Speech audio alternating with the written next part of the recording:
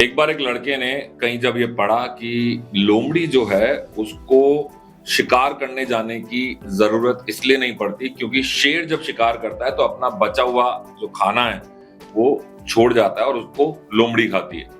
अब ये पढ़ने के बाद उस लड़के के मन में भी विचार आया कि मुझे भी कुछ करने की क्या जरूरत है, मैं भी आराम से बैठा रहूं और कहीं ना कहीं ऐसा कोई सिस्टम होगा, भगवान ने बनाया होगा कि मुझे भी मेरे हिस्से की चीजें अपने आप मिल जाएंगी। मेरा खाना, मेरे मेरे लिए हर चीज की व्यवस्था कोई और करेगा, मुझे कुछ नहीं करना पड़ेगा। अब ये विचार आने के बाद से उस लड़के ने कोई भी काम करना बंद कर दिया। अब उसके दिमाग में सिर्फ एक ही चीज चल रही है कि मैं आराम से बैठूंगा और लोमड़ी की तरह मेरे पास मेरा खाना अपने आप पहुंच जाएगा। 1 दिन, 2 दिन, 3 दिन,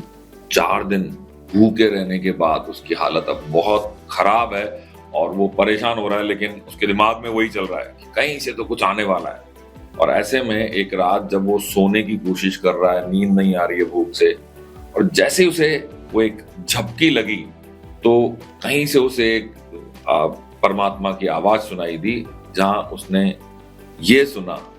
कि क्यों लोमड़ी की तरह तू बनने की कोशिश कर रहा है जबकि मैंने तुझे शेर की तरह बनने के लिए बनाया है। मतलब खुद के लिए भी कमा और दूसरे लोगों के लिए भी उनकी कुछ व्यवस्था अगर तू कर सकता है तो कर, ना कि इंतजार कर कि कोई तेरे लिए व्यवस्था करेगा। और तब उस लड़के को एहसास हुआ